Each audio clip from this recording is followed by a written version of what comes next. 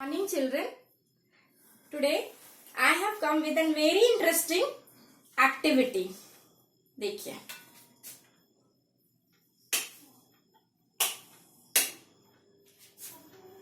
कुछ दिखाई दे रहा है, सिंपल सा बोर्ड है ना। आप देखिए एक्टिविटी क्या है, ये देखिए।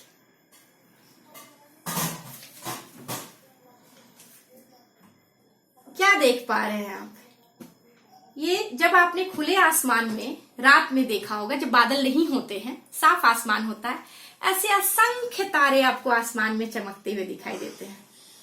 वो वाली पोएम याद होगी आप लोगों को, ट्विंकल ट्विंकल लिटिल स्टार, है ना। ऐसे करोड़ों तारे आपको दिखाई देते हैं आसमान में चमकते हुए। अच्छा, रात में ये इतने सुंदर तरीके से चमकते हैं, तो दिन में कहाँ जाते हैं? एक्चुअली दिन में तारे कहीं जाते नहीं हैं, ये वहीं रहते हैं। होता क्या है देखिए, जैसे ही सूर्य का प्रकाश पृथ्वी पे पड़ता है, वैसे सूर्य के तेज प्रकाश के कारण इन तारों को हम देख नहीं पाते हैं।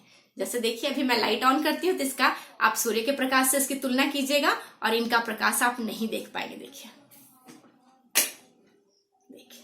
बिल्कुल ऐसे ही लगता है जैसे दिन में तारे गायब हो जाते हैं, पर वो जाते कहीं नहीं हैं। आज इन्हीं तारों ग्रहों से संबंधित मैं कुछ और बातें आप लोगों को बताऊंगी। देखिए, अंतरिक्ष में जो होते हैं, जो कुछ भी अंतरिक्ष में पिंड होता है, उसे हम खगोलीय पिंड कहते हैं। जो तारों के प्रकाश से चमकते हैं, है ना, ये खगोलीय पिंड होते हैं।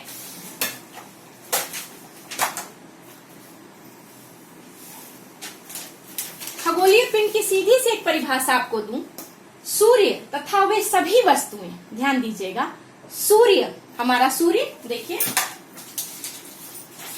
देखिए ये सूर्य तथा वे सभी वस्तुएं, है ना, जो रात में आसमान में चमकती हैं, वे सभी खगोलीय पिंड होते हैं। अब खगोलीय पिंडों के अंतर्गत ही तारा और ग्रह आता है ना। खगोलीय पिंडों के अंतर्गत तारे और ग्रह आते हैं। अब इनमें क्या अंतर है? मैंने बताया था कि सूर्य हमारा एक तारा है, बताया था सूर्य हमारा एक तारा। जब सोलर सिस्टम मैंने पढ़ाया था ना पिछली वीडियो में, तब बताया था। देखिए यहाँ पे भी देख सकते हैं, देखिए सूर्य हमारा एक तारा है और उसके 8 ग्रह दीर्घ वृत्ताकार पथों में उसके चक्कर लगाते रहते हैं। आपका बुध है, शुक्र है, यहाँ पृथ्वी है, मंगल है, बृहस्पति, शनि, यूरेनस और नेपच्यून। ठीक है, सूर्य एक तारा है और 8 ग्रह उसके चक्कर लगाते रहते हैं, उसके चारों ओर घूमते रहते हैं।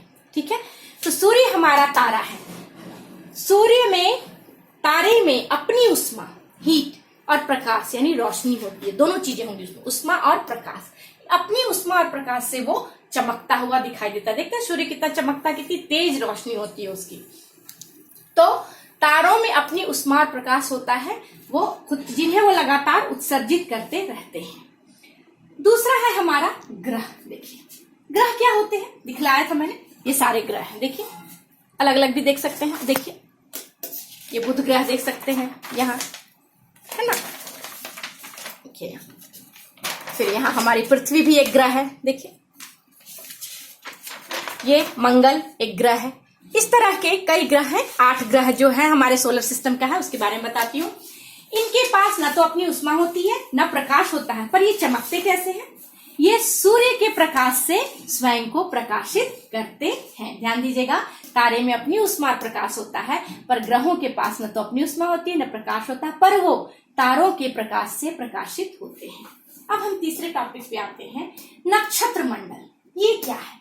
नक्षत्र मंडल एक्चुअली तारों का समूह है। नक्षत्र मंडल क्या है?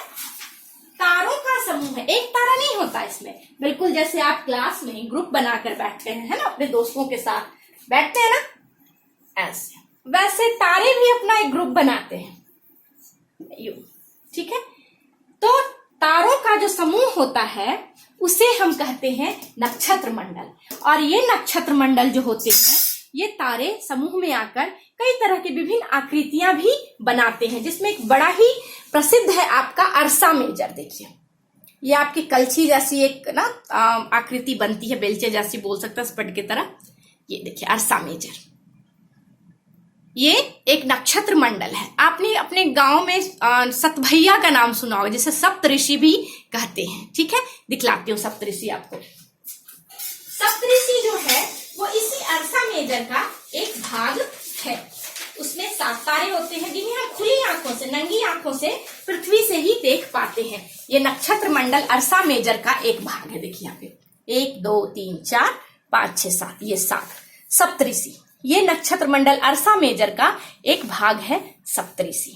ठीक है, अब हम बात करेंगे ध्रुव तारा की। पुराने समय में जब व्यापारी यात्रा करते थे रात के समय में, या राही कहीं दूर चलते थे, तो उस समय इन्होंने, इस तारे ने बड़ी उनकी मदद की। कैसे? ये तारा कभी अपनी जगह नहीं बदलता। देखिए ये हमेशा, ध्यान दीजिएगा, ध्रुव तारा, पोल स्टार, हमेशा उत्तर दिशा में दिखाई देता है।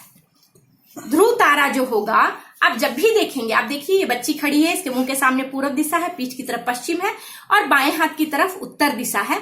हमेशा ध्रुव तारा उत्तर दिशा की ओर दिखाई देता है। इससे प्राचीन समय में लोग दिशा ज्ञान करते थे रात के समय में। ठीक है, ये हमेशा उत्तर की ओर इसलिए दिखाई देता है क्योंकि ये उत्तरी ध्रुव पर 90 डिग्री का एंगल, 90 डिग्री का कोण बनाता है। इसलिए ध्रुव तारा हमेशा उत्तर दिशा की ओर दिखाई देता है। इसे हम यहां से भी नंगी आंखों से भी इस तरीके से संकेत है कि सप्तऋषि के जो तारे जाते हैं ना सामने, उनकी मदद से काल्पनिक रेखा खींचे तो ध्रुव तारे को पहचान सकते हैं। फिर आता है हमारा क्षुद्र ग्रह की पट्टी। मैंने बताया था पिछले क्लास में, क्षुद्र यानी छोटा छोटा ग्रह। ठीक है, छोटा, क्षुद्र यानी छोटा, और ग्रह के बारे में तो बताया ही है। तो ये छोटे छोटे ग्रह मिल करके ना एक पट्टी जैसा बना लेते हैं, जो कि आपके मंगल और जुपिटर के बीच में, इन दोनों ग्रहों के बीच में क्षुद्र ग्रहों की पट्टी पाई जाती है। अब हमने एक तारा देख लिया, ग्रह देख लिया। अब ग्रह के बाद हम उपग्रह देखते हैं। आइए देखिए, ये हमारी पृथ्वी है। पृथ्वी एक ग्रह है। देखिए ये हमारी पृथ्वी है। पृथ्वी एक ग्रह है, और ग्रह जो है वो सूर्य के चारों ओर चक्कर लगाते हैं। ठीक है, और ध्यान दीजिएगा, ग्रह सूर्य के चारों ओर घूमते हैं, और उपग्रह उपग्रह जो होते हैं वो ग्रहों की परिक्रमा करते हैं, है ना। देखिए ग्रह है, ठीक है, तो सूरज के चारों ओर घूमेगा। ये सूरज के चारों ओर ग्रह घूम रहे हैं। ठीक है, अब उपग्रह जो है वो ग्रह के चारों ओर घूमता है। समझ में आई बात? ग्रह सूर्य के चारों ओर और उपग्रह अपने ग्रहों के चारों ओर परिक्रमा करते हैं। हमारी पृथ्वी मैंने दिखाई, हमारी पृथ्वी का एक ही उपग्रह है, चंद्रमा। देखिए चांद आपने देखा होगा, कितना सुंदर होता है ना। चंद्रमा हमारी पृथ्वी का एकमात्र उपग्रह है जो पृथ्वी के चारों ओर चक्कर लगाता है। ये तकरीबन 27 दिनों में पृथ्वी का एक चक्कर पूरा कर लेता है। 27 दिनों में पृथ्वी का एक चक्कर पूरा करता है। इतने ही दिनों में जैसे लट्टू अपने अक्ष पे घूमता है ना, वैसे उपग्रह भी घूमते हैं। तो ये घूर्णन गति भी अपने अक्ष पे भी ये 27 दिनों में तकरीबन घूम जाता है, और पृथ्वी का एक चक्कर भी वो 27 दिन में ही लगाता है। इसी वजह से हम चंद्रमा का एक ही भाग देख पाते हैं। ठीक है, और धब्बे धब्बे दिखाई दे रहे होंगे, यहां देख रहे हैं चांद पे, ये वहां के पहाड़ और पत्थर आदि हैं वहां पे, और चंद्रमा पे जीवन के अनुकूल परिस्थितियां नहीं है। ये हमने उपग्रह कर लिया। अब है हमारा उल्का पिंड। पत्थर के छोटे छोटे टुकड़े जो होते हैं वो उल्का पिंड होते हैं, जो कि सूर्य के चारों ओर चक्कर लगाते रहते हैं। ये उल्का पिंड कहलाते हैं। कभी कभी उल्का पिंड जो होते हैं वो पृथ्वी के इतने करीब हो जाते हैं कि लगता है कि पृथ्वी पे गिर पड़ेंगे, और कई बार तो गिर जाते हैं। और जब वायुमंडल के संपर्क में आते हैं ये उल्का पिंड, तो अपनी तीव्र गति के कारण वायु से घर्षण होता है और ये जलने लगते हैं। कई बार बिना जले भी, अधजलीय अवस्था में, या कुछ जला कुछ नहीं जला, वैसे स्थिति में भी पृथ्वी पर धरातल पे गिरते हैं और बड़ा सा गड्ढा कर जाते हैं। ये उल्का पिंड होते हैं। अब आइए आकाश गंगा पर, मैं दिखलाती हूं आपको आकाश गंगा। यहां देखिए, ये देखिए, ये आकाश गंगा है। आपको एक सफेद पट्टी दिखाई दे रही है, इसे मिल्की वे दुग्ध मेखला भी कहते हैं। आसमान में ना एकदम सफेद दिखाई देगा आपको, एक पट्टी दिखाई देगी, प्रकाश की एक पट्टी दिखाई देती है, उसे आकाश गंगा कहते हैं। प्राचीन समय में लोगों को लगता था जैसे प्रकाश की एक बहती हुई नदी है, बहती हुई नदी है, रोशनी की, प्रकाश की, इसलिए लोगों ने इसका नाम आकाश गंगा रखा था। देखिए बहुत ही सुंदर है, आप स्पाइरल देख सकते हैं इसका आकाश गंगा का। देखिए ये आकाश गंगा है।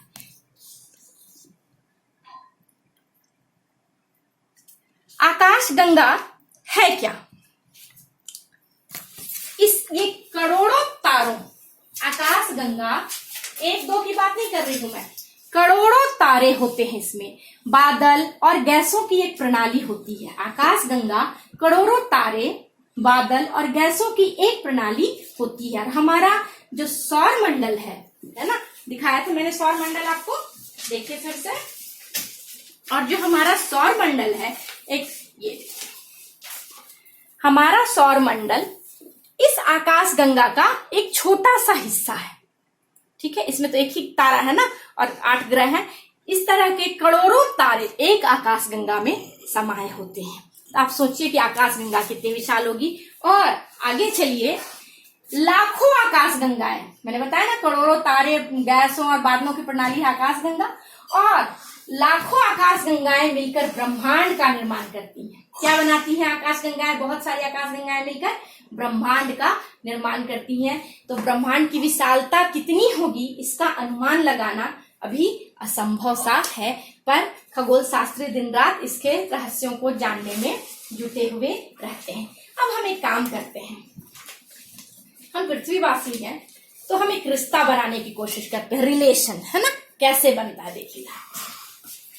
आइए, ये मनुष्य है, ठीक है, ये पृथ्वी ग्रह पर रहता है, ये ग्रह है, मनुष्य पृथ्वी ग्रह पर रह रहा है, और ये ग्रह सौर मंडल का एक हिस्सा है, ठीक है। ये सौर मंडल इस आकाश गंगा का एक भाग है, और ये आकाश गंगा ब्रह्मांड का एक हिस्सा है। इस प्रकार हम ब्रह्मांड का एक हिस्सा, छोटा सा ही सही पर एक हिस्सा बनते हैं। इस तरह से ब्रह्मांड बनता है। इंसान एक ग्रह है पृथ्वी, उस पर वास करता है।